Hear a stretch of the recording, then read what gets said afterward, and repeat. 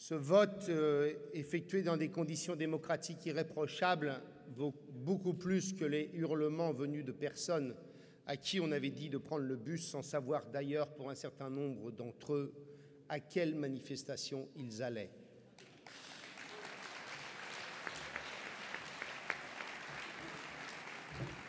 À la démocratie des autobus, je préfère nettement la démocratie réelle, celle faite des militants.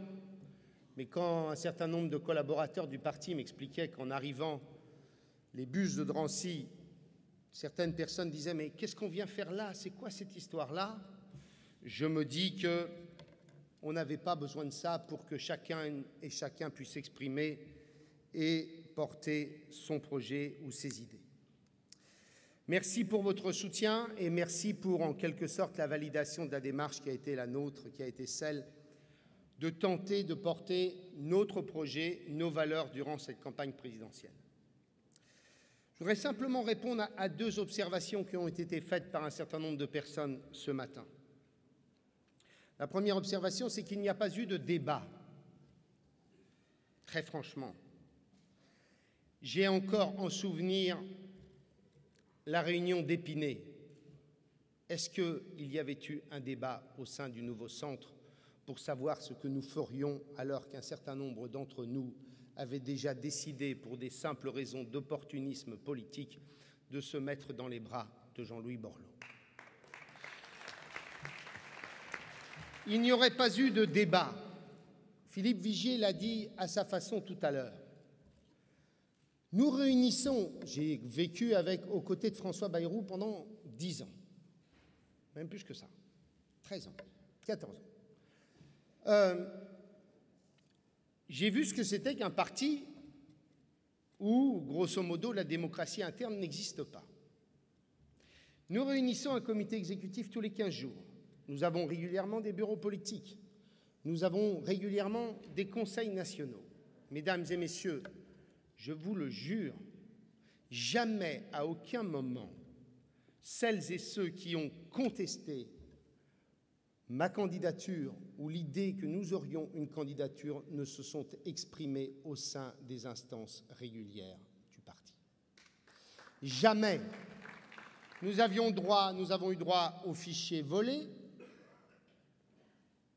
Nous avons eu droit à des réunions organisées en dehors de tout, alors même que 2 jours avant, au sein du comité exécutif, pas le moindre mot.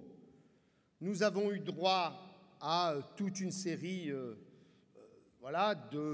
d'initiatives, de tentatives de débordement, mais jamais dans les instances démocratiques du parti. Eh bien, quand on est centriste, on a en général en soi le respect du droit, le respect des procédures, le respect des règles. On croit en l'idée de démocratie organisée et j'ai constaté exactement l'inverse durant 4 mois. Et donc, oser nous dire aujourd'hui qu'il n'y avait pas eu de débat, c'est tout de même un peu fort de café. Enfin, dernière chose, on aurait pu faire en effet le congrès avant. Je faisais partie de ceux qui le voulaient le plus tôt possible. Philippe l'a dit. Je ne l'ai pas fait pour 2 raisons. La première, c'est que pendant très longtemps, j'avais un camarade de route qui s'appelait Jean-Louis Borloo, qui tous les matins nous annonçait qu'il allait être candidat à la présidentielle avant d'être candidat à la présidence de Veolia, et qui, du jour au lendemain, moi j'étais avec mon fils à un match de football, et tout d'un coup j'ai eu 200 textos qui me sont arrivés, me disant « mais Jean-Louis Borloo vient d'annoncer sur TF1 qu'il n'était pas candidat ». Donc comment pouvait-on organiser un congrès jusqu'au mois d'octobre, puisque Jean-Louis Borloo était lui-même, a priori, celui qui, mieux placé que moi, pouvait être notre candidat. Et la deuxième raison, c'est que Jean-Marie et Philippe souhaitaient que nous abordions d'abord la question du projet et du contenu. Et donc nous avons eu un congrès fin novembre, mais mesdames et messieurs, j'aurais aimé avoir un congrès début décembre. Parce que quand j'ai vu l'accueil que j'ai pu avoir pendant 3 mois dans toutes les fédérations, en dépit des difficultés qu'était notre campagne, en dépit de l'investissement des 500 comités de soutien en France, en dépit des efforts que les uns et les autres vous avez effectués pour que nous puissions organiser des déplacements bien foutus avec un très bon relais de presse quotidienne régionale, eh bien, je peux vous dire, nous aurions eu non pas 67,34% des voix, mais à l'époque, nous aurions eu 90% des voix qui auraient demandé d'avoir un candidat à l'élection présidentielle. Et d'ailleurs, ce scrutin-là d'aujourd'hui le démontre, puisque si on ajoute ma motion à celle de Jérémy, qui lui aussi soutient l'idée qu'il faut un candidat centriste, même si c'est Bayrou, on est bien à peu près aux 90% des militants qui souhaitaient que notre projet politique soit porté. J'ajoute enfin que de dire que, comme je l'ai entendu, cette campagne a ridiculisé le nouveau centre. Mais franchement, je l'ai dit déjà ce matin, mais si en septembre, comme l'invitaient ceux qui ont pris la parole ce matin, nous nous rangions derrière Nicolas Sarkozy, pour certains, ce n'était pas encore le cas, mais au moins pour d'autres, oui. Mais nous n'aurions même pas existé. Nous n'aurions même pas eu ce congrès. Nous n'aurions même pas eu l'occasion de porter ce que représentait le nouveau centre. Et je continue à être convaincu que cette campagne électorale nous a permis enfin d'être identifiés dans le paysage politique français. Je suis sûr de ça. Et très franchement, oui, on ne peut pas aller jusqu'au bout, notamment parce qu'on n'avait même pas 300 signatures. Mais la vie politique, elle n'est pas faite que de moments de gloire, de succès, mais c'est un long travail. Il faut labourer longtemps. Il faut retourner la terre très longtemps avant d'inscrire une marque et une identification dans la vie politique. Et je vous rappelle que ça passe aussi par ces épreuves-là. Je veux vous le dire, j'en discutais avec le président de la République il y a 15 jours. Je rappelais que Nicolas Sarkozy lui-même, avant d'être élu triomphalement en 2007, avait fait le plus mauvais score jamais réalisé par une liste RPR-UDF en 1999 avec 12% des voix au moment des européennes. Eh bien, notre construction, elle passe aussi par ces phases où on se dit « mais on n'a pas réussi », mais où finalement, on est progressivement en train d'entrer dans les couches sédimentaires de la société française. Et je disais ça hier soir au comité de soutien que je réunissais. Au mois de janvier, pour les remercier, au mois de janvier, j'ai rencontré un de ces grands analystes qui travaillent pour beaucoup d'hommes politiques, grand universitaire, et à qui j'essayais de comprendre quelles étaient les clés et les ressorts. Et il me disait une chose, il me disait, vous savez, le vrai sujet, c'est qu'au-delà de votre identification personnelle, il y a une identification partisane. Et que si vous mettez le même François Hollande sans la marque Parti socialiste, il est comme vous à 1%. Et que vous en avez la preuve, me disait-il, avec Dominique de Villepin, ancien Premier ministre, ministre des Affaires étrangères, ayant porté la voix de la France et qui est, comme vous, englué dans les sondages parce qu'il n'a pas de marque avec lui. Eh bien, ce que nous avons fait durant ces 3 mois, c'est que nous avons commencé à inscrire et à porter cette marque Nouveau Centre pour les années qui viennent.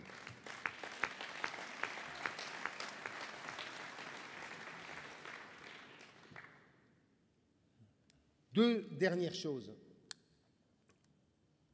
Pour cette campagne, bien entendu, quand on a été candidat ou quand on a soutenu ce candidat, c'est toujours difficile de changer de jambe, sauf quand on est un opportuniste absolu. Ça, il y a des experts dans notre parti, vous irez les voir. Mais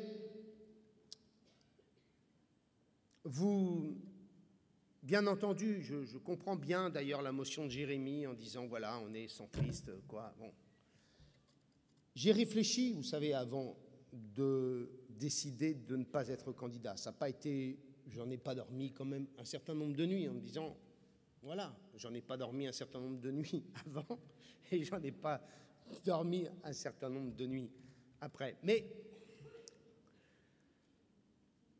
le chef de l'État me disait « Je veux que tu t'engages à fond dans cette campagne, j'ai besoin de faire entendre la voix centriste. J'ai besoin de faire en sorte que je n'apparaisse pas comme un candidat qui digère tous ceux ou toutes celles qui m'apportent leur soutien. » Et moi, je vous demande une chose. Je vous demande de vous engager dans cette campagne électorale.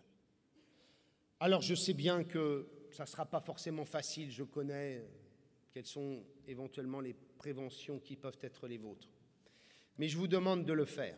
Et je vous demande de le faire au moins comme on peut faire un choix de second tour à l'élection présidentielle, c'est-à-dire de faire un choix qui n'est pas votre premier choix, mais qui est un choix contre un autre. Au moins sur l'idée qu'on ne peut pas, un tant soit peu, souhaiter la victoire du camp d'en face. Est-ce que, mes chers amis, notre projet politique, c'est-à-dire celui de François Hollande, c'est d'avoir un pays dont le niveau de la dépense publique représentera plus de 50% de la richesse nationale, où les prélèvements obligatoires représenteront eux aussi près de 50% de la richesse nationale, où en quelque sorte, on propose un projet de société aux Français qui est radicalement contraire à l'idée que nous nous faisons de l'idée de responsabilité individuelle, de liberté, de nécessité de laisser les forces vives capables d'entraîner et d'engager le pays. Quand vous avez le projet de François Hollande, je vous le dis au moins comme ça, quand vous avez le projet de François Hollande entre les mains, vous ne pouvez pas faire autre chose, mes chers amis, quelle que soit votre déception, que de vous engager derrière la campagne de Nicolas Sarkozy. Je vous le dis, je le ferai. Et je le ferai non pas parce qu'il me l'a demandé, non pas parce que j'aurais demandé quelque chose en contrepartie, j'ai eu la dignité de ne rien demander du tout. Du tout. Pas la moindre chose. Pas la moindre fonction. Pas le moindre remboursement de campagne. Pas la moindre nomination je ne sais où pour je ne sais qui, car je pensais qu'il appartenait de ma dignité et de la vôtre de m'engager sans être en quelque sorte payé de retour. Mais je vous le dis, je m'engagerai dans cette campagne. Mais en même temps, sachez que je continuerai à porter les valeurs qui sont les nôtres.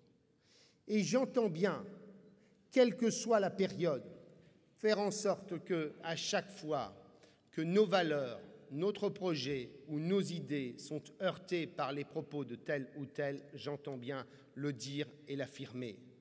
Je considère que nous aurons besoin de cette force centriste pour rappeler qu'il ne sert à rien d'engager des heurts supplémentaires dans la société française, des frictions supplémentaires dans la société française, de la rendre encore un peu plus fractionnée qu'elle ne l'est et qu'il y a des débats inutiles. Et donc j'entends bien à chaque fois que cela sera nécessaire dire ce que je pense, même si je suis totalement et entièrement engagé dans cette campagne. Et la dernière chose que je voudrais vous dire, les présidentielles se passeront comme elles devront se passer. Mais il y aura ensuite les élections législatives.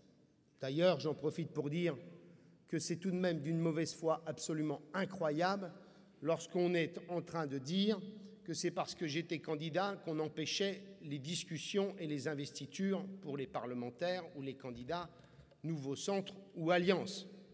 J'attends toujours, Philippe Vigier est là pour le dire, j'attends toujours que le Parti radical nous donne ses dernières positions dans un certain nombre de circonscriptions pour que nous puissions arrêter la liste définitive des candidats de l'Alliance. Et très franchement, nous sommes au 25 février, il est largement temps d'engager les discussions sans considérer qu'il y a eu du temps perdu dans cette affaire. Mais au-delà de ça, je voudrais vous dire que après l'élection présidentielle, nous aurons ces deux tours des élections législatives. Serons-nous gagnants? Je l'espère. Mais quoi qu'il arrive, vous pourrez compter sur moi. J'ai adoré aller à la rencontre des Français durant 1 an et demi. J'ai adoré me remplir de leur intelligence, de leur énergie, de leur capacité d'innovation. Et j'entends bien faire en sorte que pour ces élections législatives, je vienne dans chacune de vos circonscriptions pour venir vous soutenir et pour faire en sorte que nous soyons les plus nombreux possibles au lendemain des élections législatives. Et donc, je serai là, je ferai campagne. Ensuite, ce sera mon mot de conclusion avant de dire merci. Ensuite, il y aura un moment ou un autre, probablement à l'automne, puisqu'il faudra laisser passer le temps des éventuelles recompositions de la majorité, viendra le temps du congrès statutaire pour la réélection du président. Je veux simplement vous dire une chose. J'ai tout fait pour être rassembleur. J'ai tout fait pour être unitaire. J'ai beaucoup supporté comme saloperies diverses et variées. Mais je vous jure une chose, c'est que ce congrès-là, je le ferai avec l'idée qu'une formation politique, ça n'est pas simplement un instrument pour servir des opportunismes divers et variés. Et donc, je ne referai pas les mêmes erreurs qu'au moment du congrès de Tours. J'ai en face de moi un certain nombre de parlementaires qui m'ont assez engueulé à l'époque. J'ai voulu rassembler le plus largement possible. Cette fois-ci, je vous le dis très clairement, le nouveau centre ne fera pas les mêmes erreurs. Et les mêmes erreurs, c'est celle de considérer qu'on peut tout pardonner, même quand on a déjà pris 4 baffes. Et donc, mes chers amis, au moment du congrès, nous constituerons, et je constituerai une équipe qui soit l'équipe la plus solide possible. J'en profite pour vous proposer que Jean-Dionys du Séjour soit nommé secrétaire général adjoint du parti parce qu'il souhaite s'engager complètement. Les applaudissements me permettent de considérer que cette élection a eu lieu. Et donc, j'en profite pour conclure, pour vous dire merci, merci, merci du fond du cœur. Merci 1000 fois aux 500 comités de soutien qui ont distribué nos documents de campagne en dépit des difficultés du temps. Merci à tous les parlementaires qui sont restés solides et qui n'ont pas été fragiles aux moments les plus difficiles. Merci à toutes les fédérations qui, comme on a pu le voir ce matin, étaient toutes engagées dans la campagne. Merci pour celles qui m'ont accueilli et qui ont tout fait pour que nous puissions faire une campagne qui soit la plus utile possible. Et merci enfin, pourrais-je vous dire, à mon camarade Philippe Vigier, qui a toujours été là, engagé, solide, énervé. Je voudrais simplement avoir une clé. Il a tellement d'énergie que je voudrais simplement demander à sa femme quelle est sa recette. Et donc, merci à Philippe Vigier pour tout ce qu'il a fait. Merci à Jean-Marie Cavada qui s'est beaucoup impliqué. Merci à Catherine, merci à Charles, merci à Jean, merci à Yvan, merci à toutes celles et tous ceux, à Rudy, merci à toutes celles et tous ceux qui se sont engagés et qui n'ont pas tremblé. Et merci encore pour votre présence aujourd'hui. La démocratie réelle l'a emporté et votre amitié me va droit au cœur. Merci.